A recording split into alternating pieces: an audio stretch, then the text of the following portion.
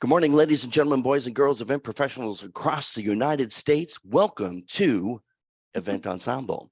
This is the first Thursday of the month. It is December 1st by coincidence, and we meet the first, second, and third Thursday of each month where event professionals gather to share ideas, network, and educate one another. The first Thursday and the third Thursday are online at 9, and the second Thursday is a hybrid meeting, which we do at anybody? Thank you very much. I love the lip sync, Pearl. Thank you very much. We are at Panera Bread in Scottsdale at Gainey Ranch, and we really highly encourage everybody to join us in person. But if you can't, Linda Wheeler, it's okay. We're happy to see you online as well. It is a full-on hybrid experience. We have two presenters this Thursday, Bill Babin and Jim, don't ask me to pronounce it, Simansky with Travel Plus, and respectfully of the Big Zephyr. And the Big Zephyr has been really doing some stuff lately. So I'm excited to catch up with Bill and his crew and see just what it's new that they do.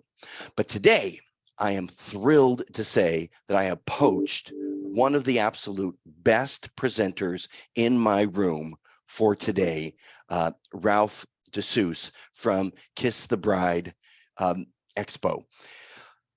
For those of you who are regulars, you know that I have this sneak thing that I do so that I don't do the wedding show. And Ralph, you and I are going to get to talk about that when we get into Q&A. But suffice to say, I was thoroughly impressed with everything that you had to share. And I know that our members are going to be equally excited.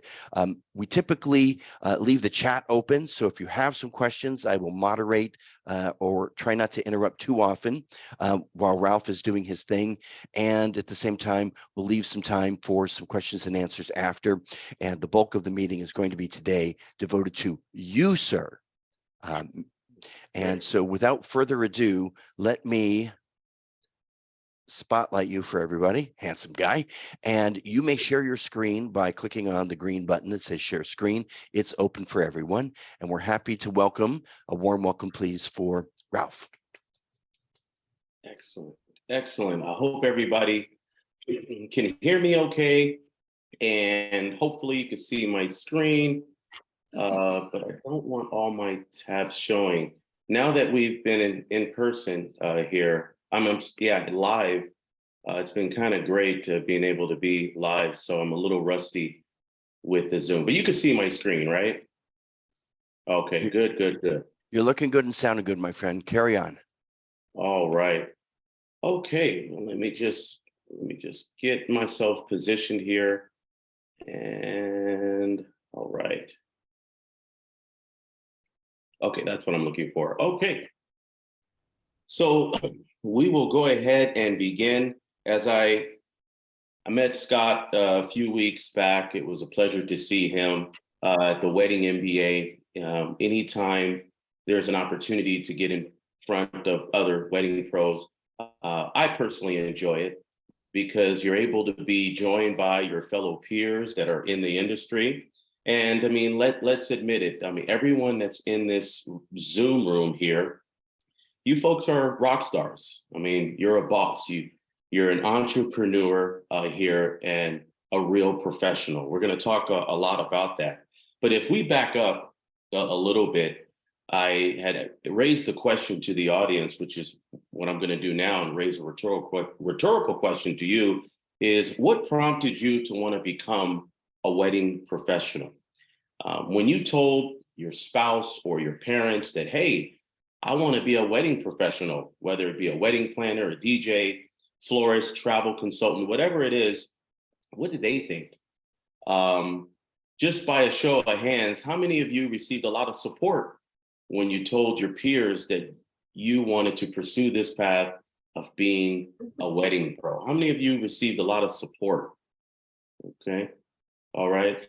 There are some of you that perhaps received a lot of pushback when you told your peers that you wanted to pursue this endeavor. But I'm going to assume that the support far outweighed the non-support.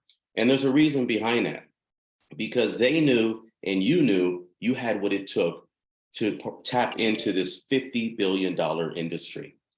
All of you folks here are creatives. You're leaders in your markets. And really, you should give yourself an applause for that. But, there was something that did inspire you to want to pursue this path because you knew you can do it. But remember, think about your first booking. How did it make you feel? Think about how anxious you were, how nervous you were, how excited. But you know what? Everything all panned out, didn't it? Where you were able to fulfill your commitment for that very first job that you had.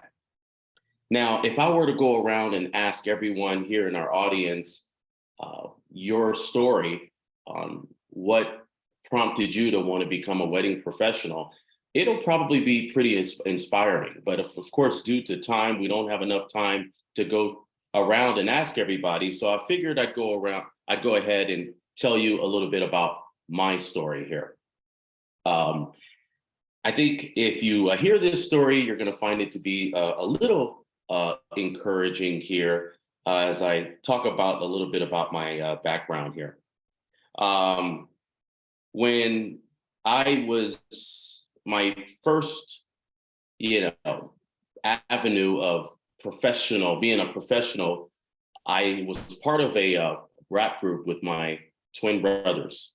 My twin brother, along with my older brother, we were part of a group called the Double Trouble Crew. That's my twin there. You can't tell us apart. He's the uglier one, obviously, but there's my older brother in the middle. But we were part of a group called the Double Trouble Crew, and we were out of Inglewood, California. We were fierce. We were good. I mean, we were like gangster rappers, and we became pretty popular out in Venice Beach. We got a record contract with A&M Records. We used to be in the studio with Flavor Flav, Vanilla Ice, Luther Vandross, a lot of big acts.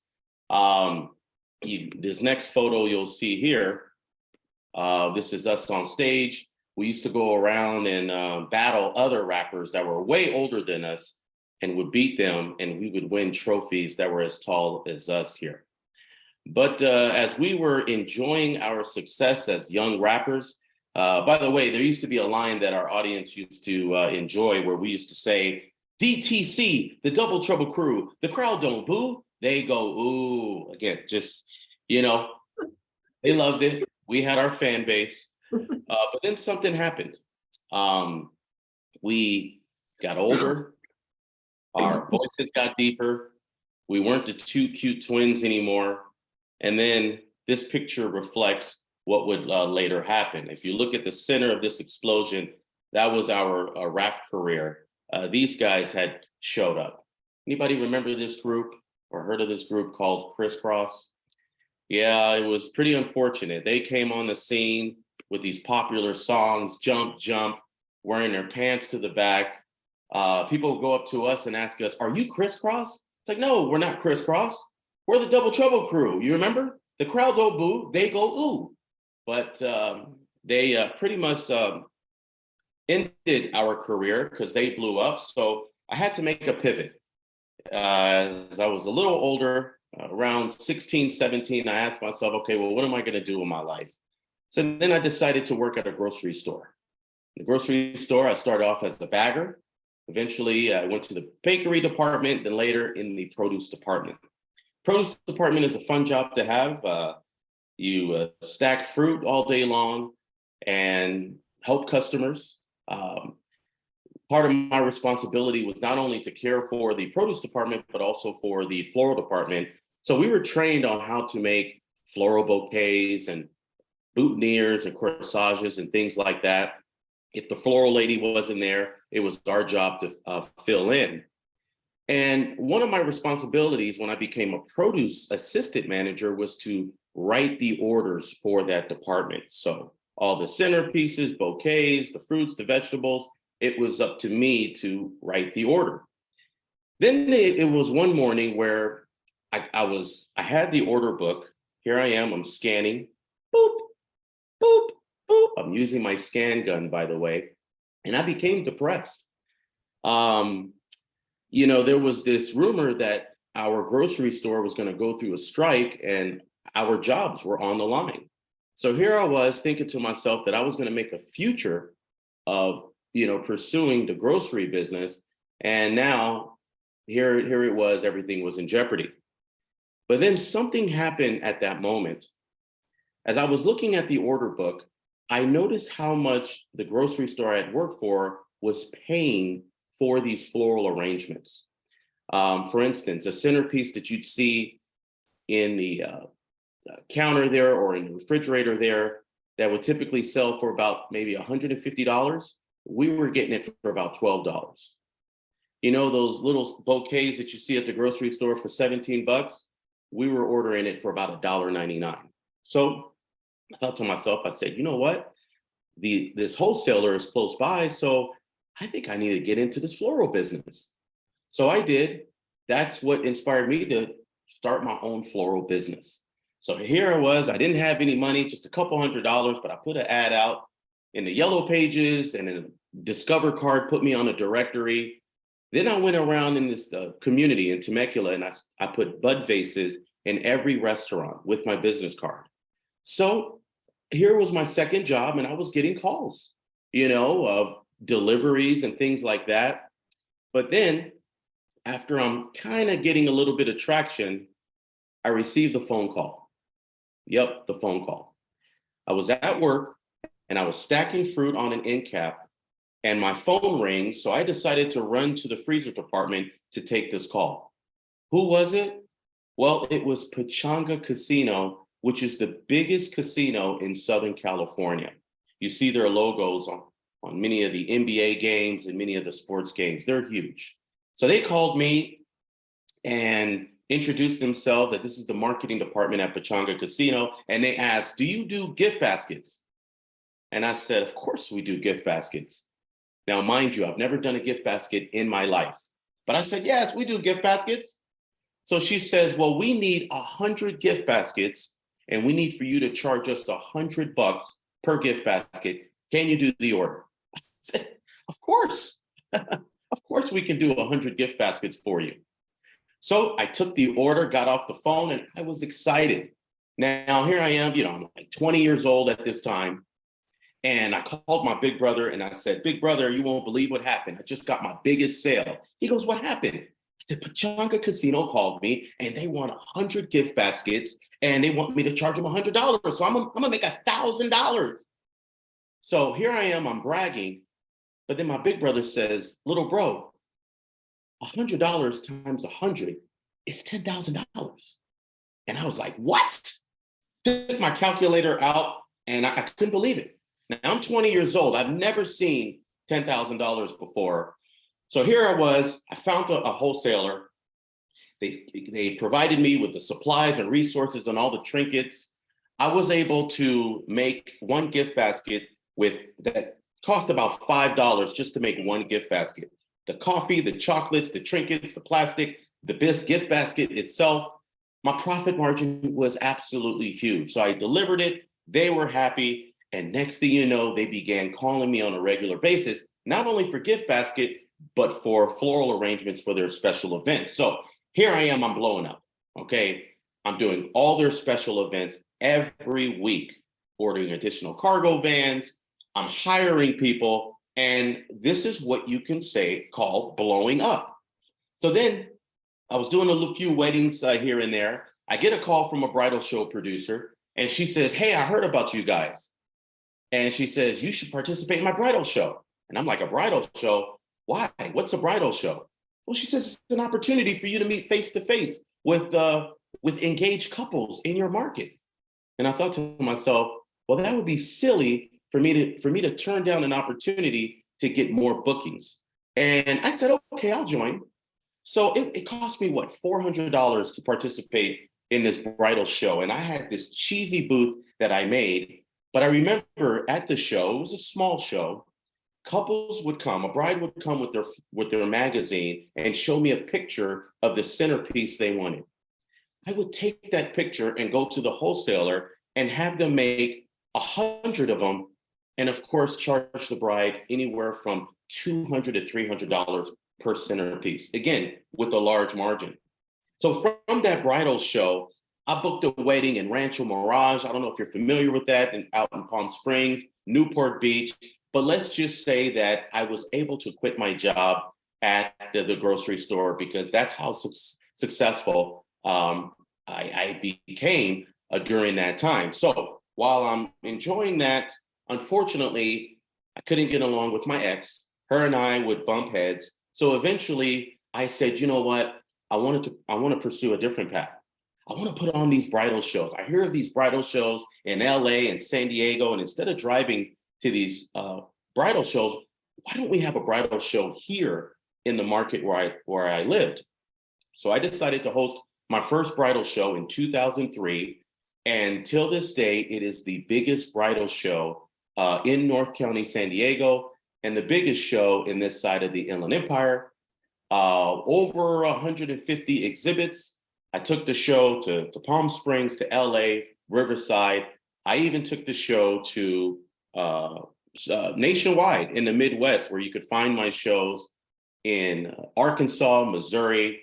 And again, I've been at it for 20 years. Just so you know, my name is Ralph Desuse. I am the executive producer of the Kiss the Brides Expo. I'm having a lot of fun. I love weddings. I love wedding shows. That's why I'm here. And I appreciate Scott inviting me to speak to you folks. But as I mentioned, I'm all bridal shows. I've got a little bit of a name out here on the West Coast. I have a little bit of knowledge about weddings. It was in Savannah, Georgia, back in May, where I won the highest achievement award that can be given to any bridal show producer, which was the Director's Cup. So I did win that. Yeah, if you want to clap to yourself, that's fine. I love applauses and things like that. So, I'm going to share a few pics of my show. And, shows rock. The shows that I put on, they're very, very busy. They're packed. You look at this picture here, these brides are eager to interact with folks like you, professionals who can help them with the services that you offer. They're excited. They come with their friends, their family, their fiance, the mother of the bride. They come with the whole team. This is one of my shows in the Midwest here that does really well. This is a show in Pechanga Casino. And perhaps some of you have participated in a few shows, but what's the reality here? Some people don't believe in shows. You'll hear that some shows work for some, but they don't work for others. So therefore, that's why you hear a lot of wedding expo haters that'll talk you out of getting in front of these brides and grooms. So we're going to talk about this during the course of this presentation. We're going to discuss three important topics here. We're going to go over common exhibitor mistakes.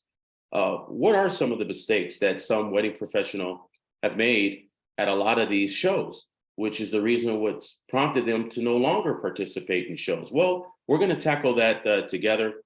We're going to discuss how important it is to have a wedding expo action plan, to be prepared, because that's the thing. When you're unprepared, well, then your success will absolutely falter. We're also going to discuss how important it is to have a creative booth display. You don't need to spend a lot of money. You don't need to go over the top here. So we'll be able to discuss that further. Now, it's important that when selecting a wedding show, you'll want to do your research. That's the problem. A lot of folks who signed up for these bridal shows have joined a show where they've been absolutely awful. I don't know if that's been true for you, Scott, Pearl, some of you, but some shows, they are dead. And you spent all this money, and next thing you know, nobody's there, and now you're telling yourself, I will never do a show like this before. So it's important to do research. So some producers are brand new. I know in my case, when I had my first show in 2003, folks were rolling the dice when they participated in my show, but I made sure that I did the proper advertising to ensure that it was successful. Some producers out there, they just think that you can just snap your finger and people will come. No, it doesn't work like that. So what I'd recommend is, if you're looking at a show to participate in, see if they're members of the BSPI, the Bridal Show Producers International Association. This is an association of show producers across the country, even in Canada, New Zealand, and Mexico. that go through a vetting process. In order to become members, there's a vetting that they go through to ensure that they are, in fact, legitimate show producers with history and so forth. So I know I'm a member of the BSPI. I'm also the membership director. Had it not been for this association, I wouldn't be where I am now. So again, there's more reason to do your research. Wrong way. Some people will maybe go on Facebook, go on certain chat groups or so and ask, hey, is there a bridal show that you'd recommend? So that's something to do, is to ask around. Let me find my slide here. Okay. So it's important to ask around of shows that they would absolutely recommend. Sorry about Ralph, that. I know you're working on your slides, but I got to tell you, I know you were looking for an excuse to show us that purple vest again. It was so sexy. I love that vest. Yeah. Okay. All right. So here we go. Okay. So we're back in action here. All right. So do free. You'll often hear about shows that are free. You'll see that if you plan to Google a bridal show in your market, you're seeing ads, free tickets, free tickets.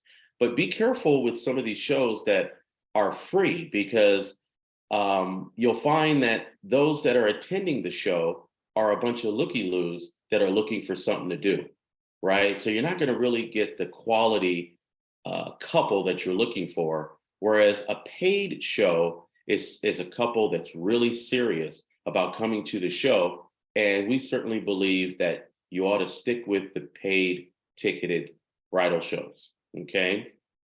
Now, the other thing is, when it comes to participating in a show, is that you don't want to overspend. It's true. You'll see some shows where they're like $1,500, $2,000.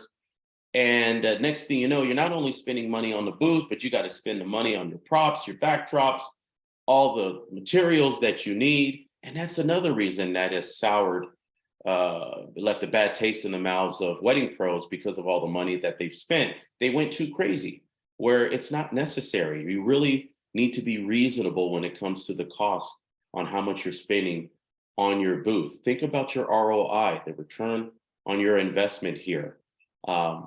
Again, sometimes you could spend so much and find that your whole presentation could be quite intimidating. So we believe in the balance approach here.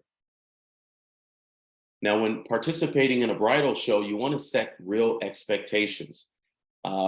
Just because you hear that a show might attract 500 to 800, 1,000, thousands of attendees, you may feel, well, I should be able to walk out with 20 to 50, 100 bookings. Well, that's probably not going to happen. But at the same time, it makes sense. You want to at least break even, right? But give yourself a real number, a goal to count on. Would 5 bookings, 10 bookings, 15 bookings would be sufficient for you? You may be able to find that. Is it true that some wedding pros are able to walk out with 20 to 30 to 50 bookings? Absolutely.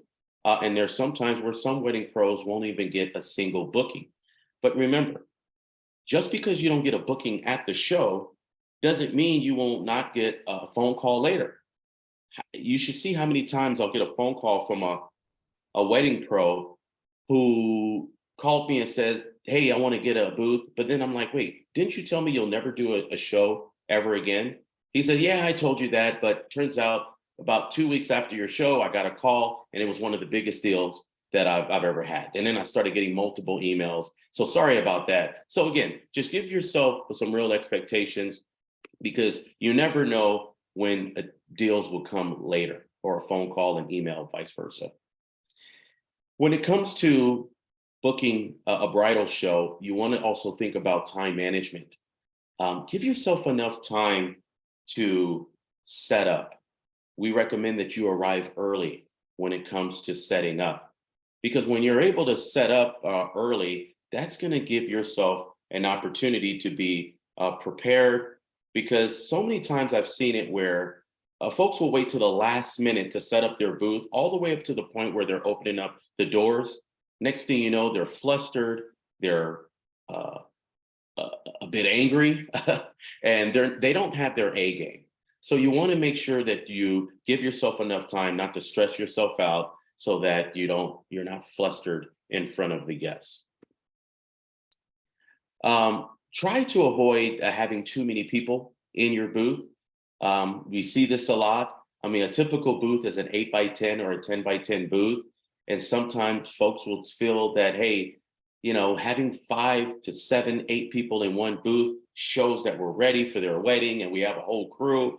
But having too many people might overwhelm the guests. So when it comes to a booth size, depending on what you have, you want to keep it reasonable. 2 to 3, max maybe 4 inside of an 8x10, 10x10. If you want to have more people in your booth, then maybe you ought to think about upgrading to a 10x20 or perhaps a corner end cap booth. All right. So something to think about. Now we're going to talk about why it's important to have a wedding expo action plan. Coming to the show prepared. Well, why is this important here? Well, number one, when you have an action plan, that means you have a goal in mind on a certain time that you want to make sure that your booth is completed. So after you've given yourself enough time to set up your booth, you've gotten your coffee, you've eaten your bagel. Now I want to pose a question to the audience here. Why is it important to set up early as part of our wedding expo action plan? What's the biggest reason why we should set up early here, guys? I'd like to get your thoughts on that here. Everybody in this room should have the answer to this. Pearl, tell them what it is. Oh, well, I was going to say that way, if you have any issues, you have time to problem solve. Right. And also, you just get time to kind of set and get ready to actually interact with everyone as well. You said it right there, Pearl, because after you've completed your booth setup,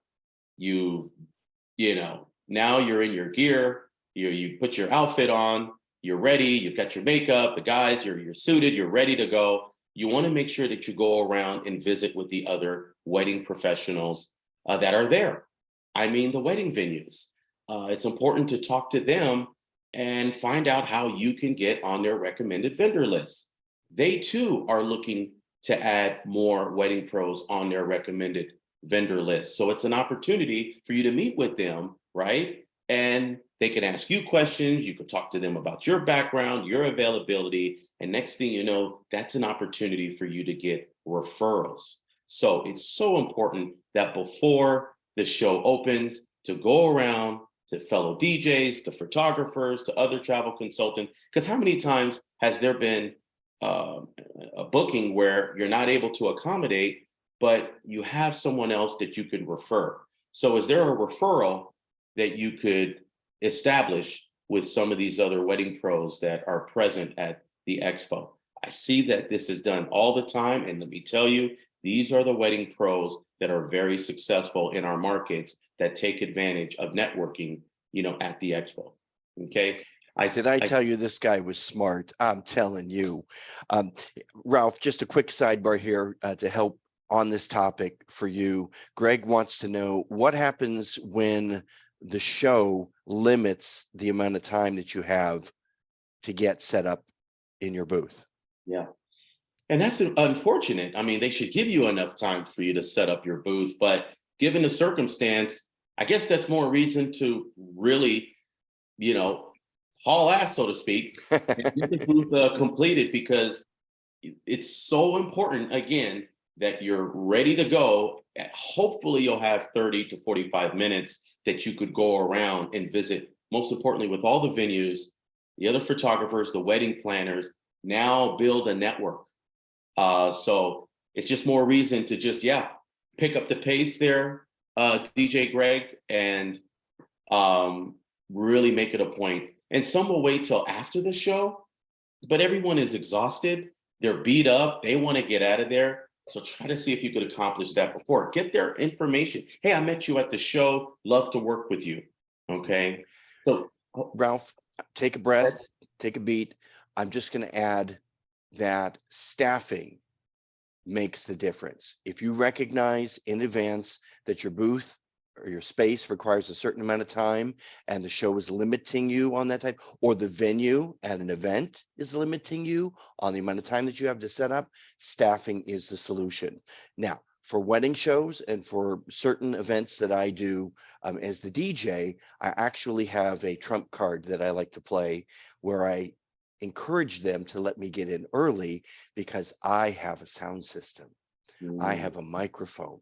I can play music that can set the tone for the room. I can make announcements to tell that white van to move it and to remind vendors not to park in front of the door.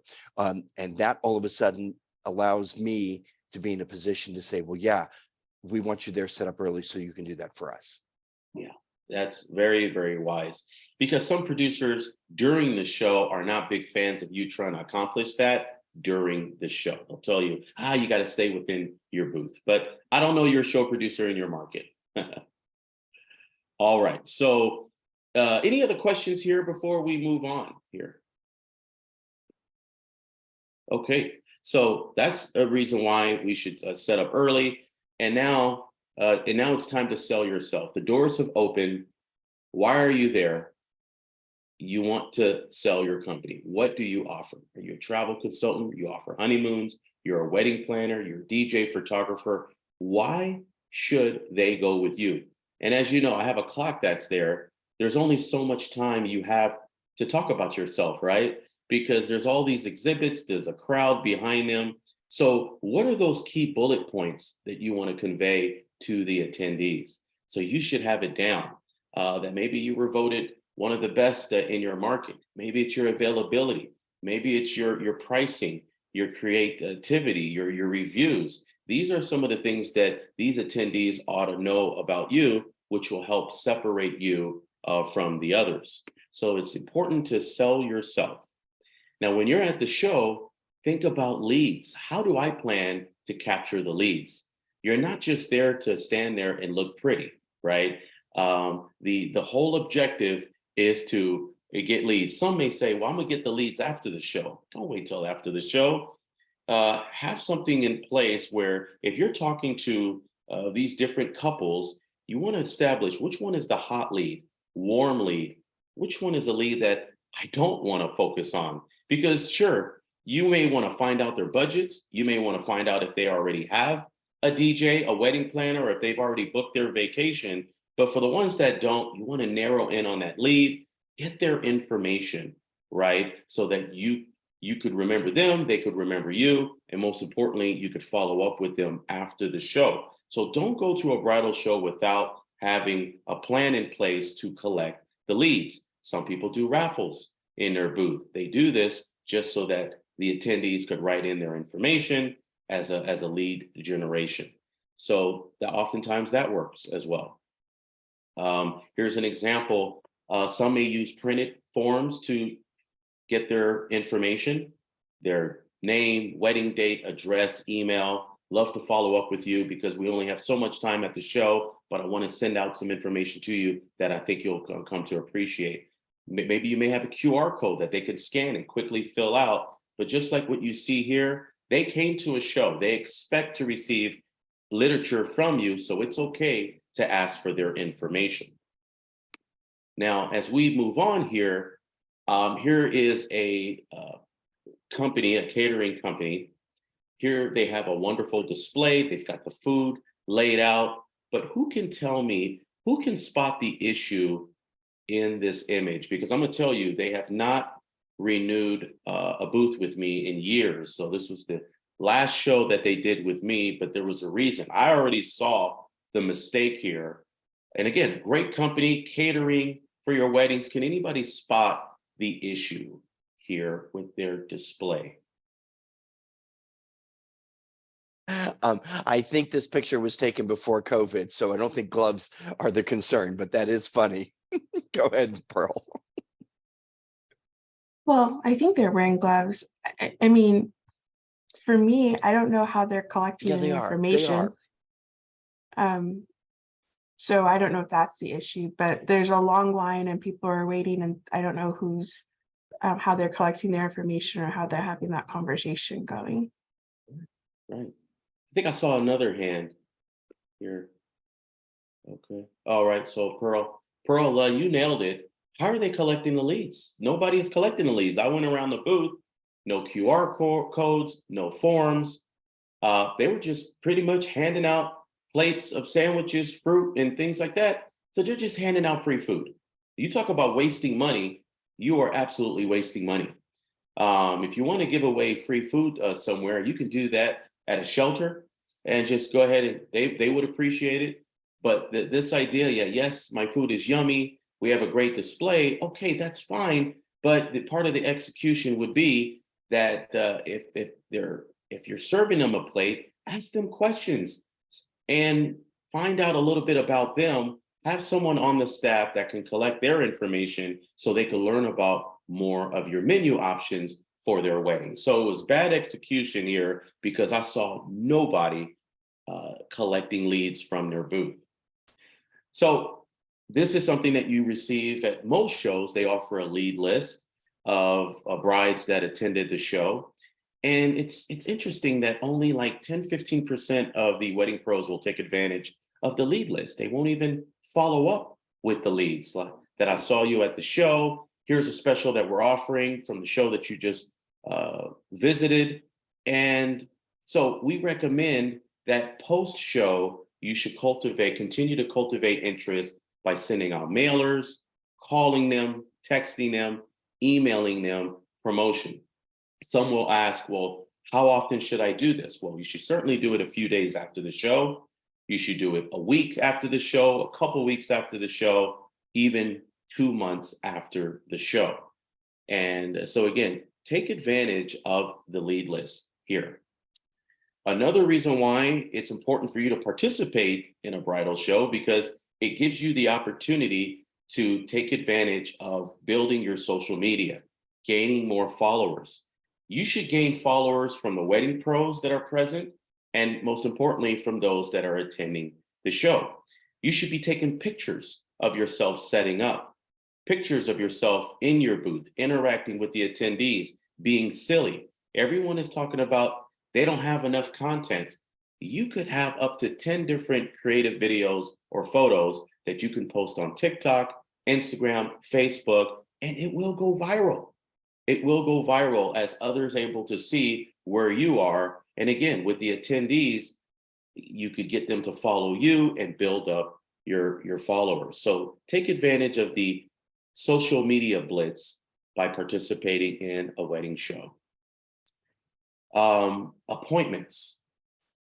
It's difficult. There's a lot of people there, but I don't know if you've noticed, but availability has been an issue these days, just for anything now. Let them know that you are busy. Let them know that you have clients that you're dealing with and you only have so many openings that are available. If they know that you're busy, that means you're good. That means you're highly sought after. So set an appointment for them to maybe meet with you at a coffee shop, at your studio, whether it be a restaurant. Perhaps you'll treat them, because the whole idea is that you're going to conduct a mini consultation at the expo, but it'd be great for you to set up a real in-depth consultation somewhere else that's off-site.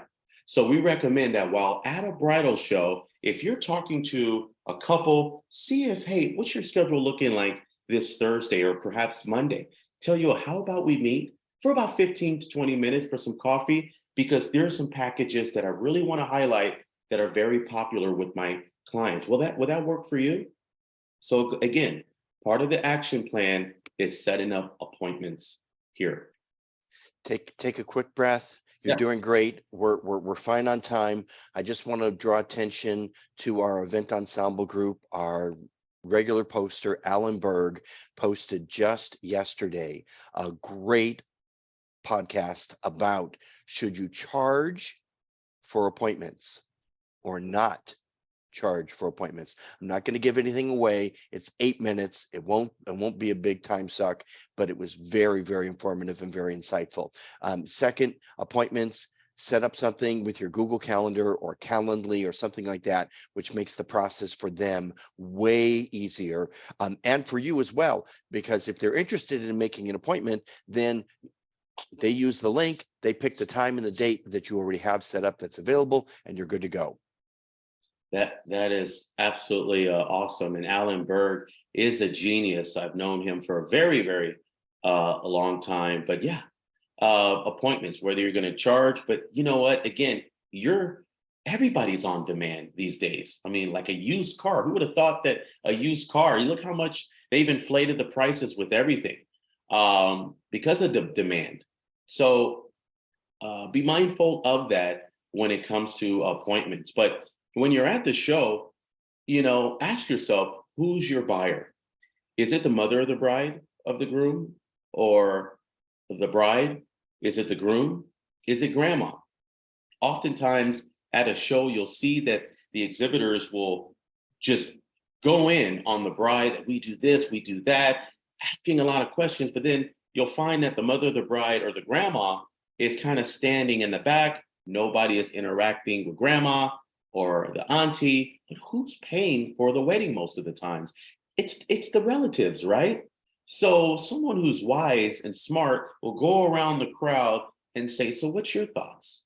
What type of music would you like to see, at the wedding? Or what type of food that typically, and if you can get grandma's buy-in, you're golden, right? Because again, most of the time they're the ones that are writing the check, including the mother of the bride. So just be sure to just be inclusive and include them in, right?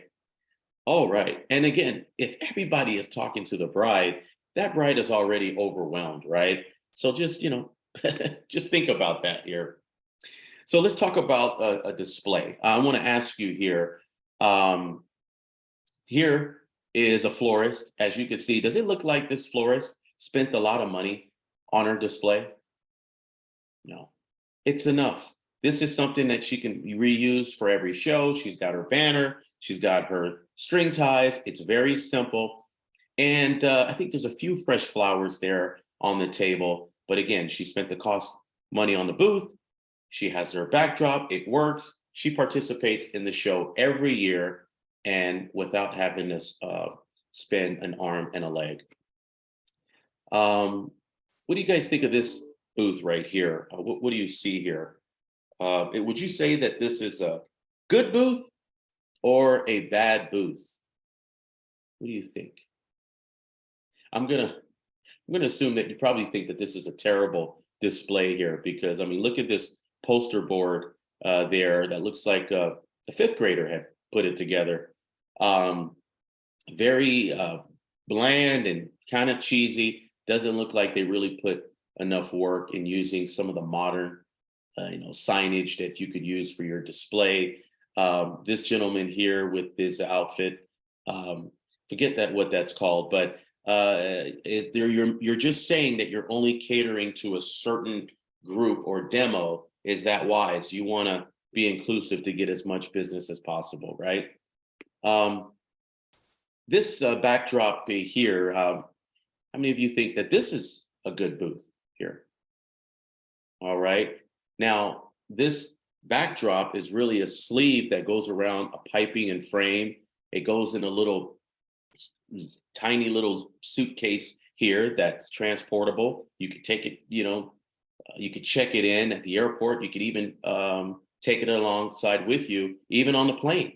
It's very simple, easy to put together, that's inexpensive. And I believe you could get something like this for anywhere from about $5.99, $600 for something like this.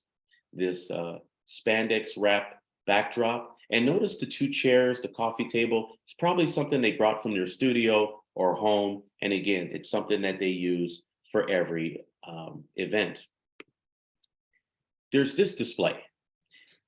Can we expect that they truly believe in shows? Absolutely. Did they invest a lot of money in this display? Yeah, but that's because they recognize that as photographers, they should be there at the show. Photographers these days are charging $5,000 to $8,000, $12,000 for packages, even more these days. And so they recognize that this is a wise investment to go hard, so to speak, Notice the flooring. These are things that can be taken apart here. They're foam, they're easy on the feet. The backdrop, it's something that you'd certainly need a drill for. But again, they recognize that this is an investment that makes sense. And they probably participate in maybe what, 5 to 6, maybe 10 shows every year. So something like this would make a lot of sense for this particular vendor. Ralph, Yes. go back to that picture if you would for just a moment, because I want to pay you a huge compliment. Yes. I always coach people when they're having a show to put a carpet in their booth because it provides relief for the families and the couples who have been walking on cement all day or hardwood, that when they step into your booth, the soothing of the carpet makes them feel at home, so to speak. But I see you have went to the expense of actually providing a red carpet, and I'm seeing it throughout. That is a huge compliment to you, sir. Just wanted to make it known. Well, and just know that some shows you'll find are carpeted, and some shows are not carpeted because it's absolutely expensive. And with the rise of cost, you'll find that these days a lot of shows are doing away with carpet. But kind of like what Scott said, if they walk into your booth, this flooring down below is something that you could buy for about $129. They come in 8x8 squares, and it's a foam. So you stand on top of that, your feet are going to feel pretty good. So the foam, there's different design. You can put your logo on some of these foam flooring here, and there's a lot of places. I'll give you some resources here in just a bit here. So, I want to make some time for some questions here, but I just want to go through these displays. This display, a florist here, good booth, absolutely. Did they spend some money on this centerpiece? Yes, but they recognize that it's worth it. They've got the canopy in the back. They've got the sheer linens. A lot of this stuff, these vases, these items, you can buy on Amazon. A lot of resources where you could find these things. And at the same time, it's still a pretty simple booth. So a bride that comes to this booth sees the various options with the centerpieces there. And it's more likely that this vendor is going to get a lot of bookings from this show. A few more. Let's look at this heart-to-heart media. You don't want signage that's confusing. You don't know what this vendor specializes in. Are they a photographer? Are they a videographer? Do they offer both? Is it a kissing company? I mean, what is it here? So you don't want any ambiguity here when it comes to the messaging with your booth, your display. So it should be evident that when they walk to your booth, they should know exactly what you specialize in. So don't lose your message here. Something like this, a wedding cake vendor. It's very clear. Some wedding cake pros will choose to serve samples. Some will choose not to serve samples. Maybe they don't want to pay that additional cost. That's okay, but it should be clear that as they look at the different options here, they can spend the time to go over pricing, how much it is per slice, etc. Another one here, great display, backdrop. You can get that done in Staples, Kinko's, very easy signage. And notice the drapery that they've used, the linens they've used for their booth, something where excellent booth display. Doesn't capture the whole image here, but I was able to find this one. What about this one? Remember we talked about not having too many people in your booth. Look at this group here. They're color coordinated. They've got a smile on their face. Sometimes it's not so much the display. It's really your personality, the smile. What type of vibe do they get when they interact with you? Are they friendly? Are they conversational? Are they approachable? This is someone that you plan to spend a lot of time with as you plan your wedding. So that spirit, that personality, and just a simple presentation would certainly do it here. Here's another one, jewelry. She has this is very smart. A little desk to conduct a consultation, have a serious potential come in and sit down to get down to the nitty gritty. She may tell that attendee to come back at a certain time to discuss some additional details on what she offers. So something like this, an office setup, I've seen this work a lot as well. All right. So I don't know if you want to take your phone and take a picture of the screen here, because these are some wonderful resources of banner stands, displays. They do a lot of brochures and backdrops for wedding pros, and it's very inexpensive.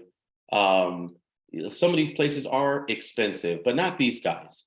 You should be able to find them online, place an order. They're really quick with the turnaround. They'll get your banner stand or backdrop out to you within 48 to 72 hours here. They'll help you with the artwork. So here's a couple brands that I would recommend here. All right. So friends, don't underestimate the power of face-to-face marketing with wedding expos. Just do it.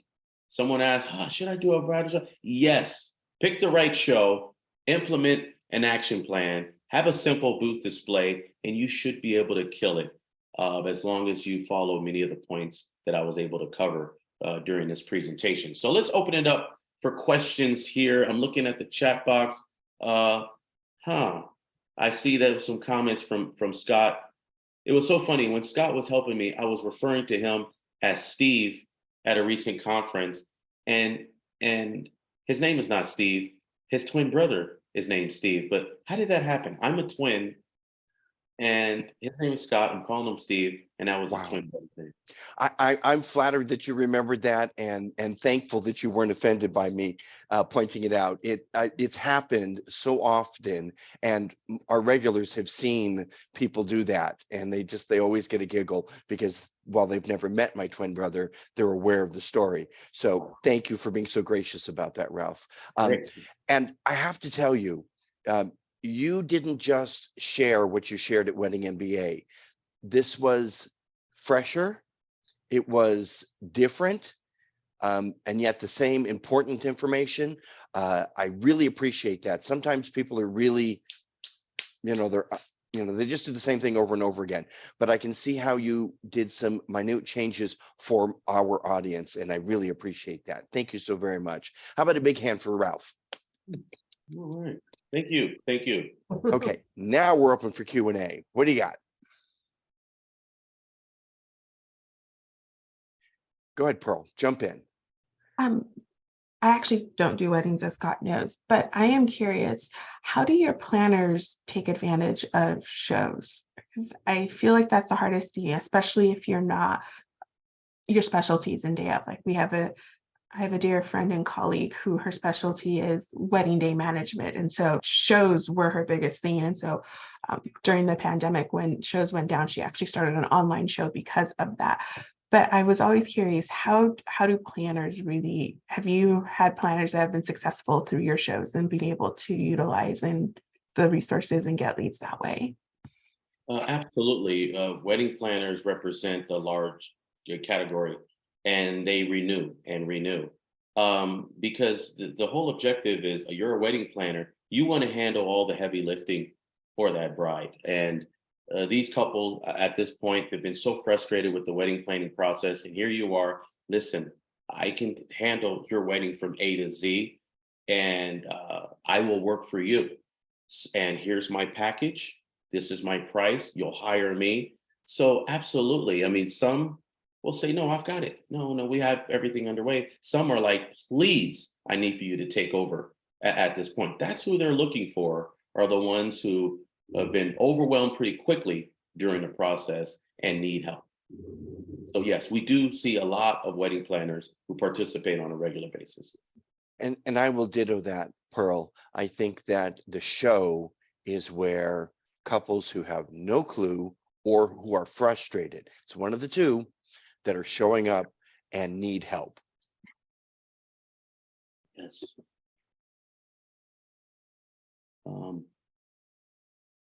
You know what, Scott, I noticed you raised something, question, who's the bride, when it's two grooms, when it's the lucky guy, when it's two women. Yes, you want to be mindful and use a lot of discernment too, because you'll have quite a few same-sex couples. So just interact with everybody. Don't leave anybody hanging. Everyone that's there is your buyer. So again, I see a lot of mistakes where, again, they're just zeroing in on just one person in that party, and that's a mistake. Talk to all of them, fill them out. How are they involved with the wedding? What responsibilities do they have? Even the maid of honor, has a lot to say. You know what? The key word there, the key word there was maid of honor. Yeah. If she's matron of honor, she's already married. But if she's maid of honor, she could also just as easily be your next couple. Greg, I know that you're doing a show coming up soon. You have some questions for Ralph. This is the point, baby. I do, and my show is coming up in about 2 months up here in Prescott. I will be part of a show that has five DJs competing against each other. 9 times out of 10, they already have that DJ booked. When they go around that room and they ask those questions, they still come up to everybody to get their quote and the prices and everybody for their next friend's person's wedding or show or whatever. How do you tell them, I'm glad to help you? Well, that's a great question. And it just goes back to the selling yourself, because, if I drive down the street, I'm going to see a McDonald's, I'm going to see a Wendy's, a Carl's Jr., and all these different, fast food places are all believe that they're different and that their burger tastes better. And Greg, I'm sure that your personality, your experience, you have something to offer. So it's okay to get aggressive. I mean, it's okay to tell them you want to be very careful on who you choose as your you're a DJ, right? Yes, I am. So one approach that I've seen is you want to be really careful on who you choose as a DJ, because you hear a lot of horror stories. You only get married once. You want to use the right DJ that's experienced. So I mean, you're gonna find a lot of DJs here. You're not really disparaging them. You're just helping them to appreciate an actual reality. There are some bad DJs that are out there, and talk about experience, the reliability, and here's what my customers have to say. It's very simple. It's very straightforward. We bring the house down to make it fun for your wedding. Some horror story. So I've seen when wedding pros kind of get in a little bit into the horror stories of others that are out there, competitors, that sometimes that could be effective. So you're not slamming them, but just helping them appreciate why it's important to choose you with your experience. I see a hand from Eric. Yes, hi. Thank you, Ralph, for your presentation. And I don't do wedding expos yet, but I am getting ready for a trade show for the fair industry in California. And I have my own booth display. And I really appreciated all your points here today about how to do that best. You kind of mentioned it, about the advertising beforehand. Before I attend a show, I was going to reach out to some of these attendees that I know are going to be there, fair managers and bookers and other producers. And can you maybe just touch on the pre-planning or the pre-promotion on any of that? Do you have any thoughts on how to draw people to your booth, say invite them to your booth before the show, before they actually attend? Yeah, and it's even on the website, you'll get the list of participating exhibitors, and maybe the organizer could supply you with who's participating. Sometimes they shy away from doing that. So taking the time to find the information of all those that would be a part of it, it would be smart to gather their email, because it's not so much spam. I mean, you guys are participating in the same expo, and this is who I am. I'm in booth number 17, and this is what I offer. I'd love to have a conversation. Be sure to see me or set up a calendar appointment of some sort, but encourage them to come visit you. And this is what you specialize in. So absolutely reaching out to them by email before this expo that's happening in California is very smart, because you want to see who you capture beforehand. And then of course, the day of, or the days of the conference, you're going to enjoy some more interaction. And after the event, you'll do the same by sending them an email. So it's like a 3-point hit there. Yeah. Sean, Thank you. Thank you. It's a good presentation. Excellent. I'm pleased you enjoyed. We have a few more minutes, even though I'm after the hour. Are you okay, Ralph? Hanging on for a I'm couple more okay. I minutes? have a few minutes. And by the way, Eric, what show is that you're going to be participating in? It's called the Western Fairs Association, their annual convention. And this is the 100th convention that they're doing. I do some California fairs and other fairs that are represented there. So there's also a lot of other magicians there. And my competition is all set up through the room. So anyway, I'm relatively new to the scene, so I'm trying to differentiate myself, but and stand out from the people who are already there and established. And then it's kind of like an old boys network. There's a lot of regular attendees. They come to the show, they walk the trade show, they hang out, they have a little lunch area, and then and then they know who they're already booking. They've already, in some cases, they're already booked for next year, and it's kind of a challenge. Well, I'm going to tell you. I'm sorry, Ralph, just one second. Sean, Stacy and I worked a show together recently, and I'll tell you, there's nothing more powerful than tag teaming and endorsement from another vendor. I sent people to her photo booth. She sent people to my booth. She even personally left her booth and walked over to my booth with a couple and said, "This is the DJ you want to talk to." Gotcha. So if you have networking Okay. partners or connections in the show that you can do that with, that can be very, very powerful. Go ahead, Thank Ralph. you, Scott. I'm good. And if you really want to kill it, I'm not sure what your objective is on how you're trying to, but maybe something to think about next year if you don't have enough time. But organize an off-site event where you're going to pay for their drinks at the nearest hotel bar, or maybe it's, I don't know where this is being held, but doing something like that where you give them a little Google invite, they RSV when they're at the show to meet you off-site. More than likely, you're going to be booking major deals if you can have them come out to an off-site mini event, and that's a good tax write-off to spend for an hour or two of a happy hour that you plan to comp. Okay. Wow, that's a big idea. That was brilliant. Yeah. That was thank you. truly brilliant. I love that idea. Mhm. It's like a personal showcase, if you will. And it could even be something after the show that as whether we're talking about couples or corporate people, as they're visiting, we're having a little after show gathering at Charlie's bar, and here's the QR code. But Yeah, don't I was share gonna it. say it could be a VIP Yeah, definitely. gift definitely. or something like that. Makes them feel special. Hey, I want to go. Who wouldn't want to drink a free drink, especially? So, Exactly. So he's politely been quiet, and he's got his hand risen. He is our in-house biz mentor, business coach. One of the few exceptions to the room, because we're all event professionals, and because of his business acumen, we invite David Hepburn to join us. So David, meet Ralph, and David has a question or a Ralph, comment. enjoyed hearing your story. Congratulations on what you've done. You're talking about getting people to your booth when you're doing a trade show. If you can get the list of attendees, Sean, send them all an ace. Send them all a card and say, bring this to my booth and you get something else. You can have the other 51 cards. Well, you know, I've done this with companies in Silicon Valley.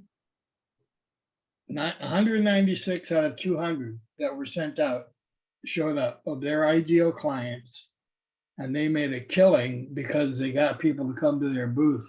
And Comdex is huge, so you can imagine, you know, how important that is. So there are ways to do that. good Sean, point. I will jump in here and say, I've never seen it done. I know that I've done something similar, and you're the magic man, so you can figure this thing out. But I used to play a card game. It was not a magic trick, but it was a card game that was a social interaction. And we would purchase in advance the cards with the company's logo on the other side. So if you could do a trick that it's just the regular deck, and then the card that they pick is actually the one with the company logo, boom, baby. Three card Monty is illegal. Well, that's true too, but that's not what I was playing. Teresa, jump in here. No, thank you, Scott. That's a great idea. That's easy. That can happen. That's a great idea. I'm making a note. Thank you. I want to say I loved your story. It was great, very inspiring.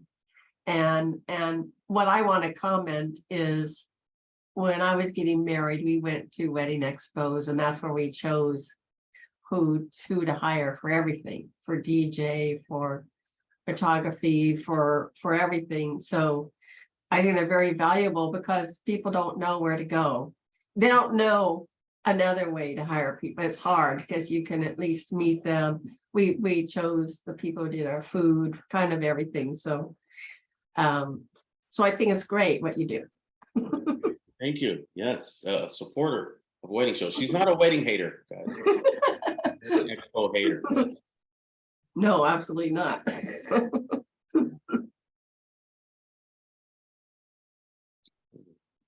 I'm not sure where Scott went, but any other final questions? Yeah, Scott disappeared. Well, Ralph, thank you so much for your time and truly great information and very practical information. I always love practical information that you can utilize regardless of whether you use shows or not. They were overall good. I loved one of the things that stood out to me was when you talked about scheduling with people right then and there. I thought that was a brilliant takeaway to go, oh yeah, that I love that idea of implementing as another tangible way to do something with follow-up. So love that. And it was fun to hear your story and to see where you came from, which is really lovely. Thank you so much for your time. And I'm having a blast. And I definitely appreciate all of you allowing me to speak with you. And just remember, if there's anything that you can take from this presentation, is that the crowd don't boo, they go ooh. Just, that just till this day. Oh, no, I'm just kidding. But Yes. So anyhow, I'm no longer in counseling over my failed rap career here. So that. Sorry, I was a fan of Crisscross. Didn't. Yeah. Hey, Scott, are you back with us? That was wonderful. I want to say that was wonderful. Yes. Looks like he's on the phone with another call right now. Here he comes. You're still muted. He's muted. You sound lovely. Scott, you're muted. Oh, he's probably booking a deal. Probably booking a deal. Well, I think I think we can all do a collective ooh. Yeah, that's right. I'm putting out a fire for a Absolutely. holiday party. Ralph, thank you so very much. Yes. What a treat, what a joy. Thank you all for joining us today at Event Ensemble. And we will see you next Thursday in person or hybrid Thursday in Scottsdale for Event Ensemble. Cheers. Thanks, Ralph.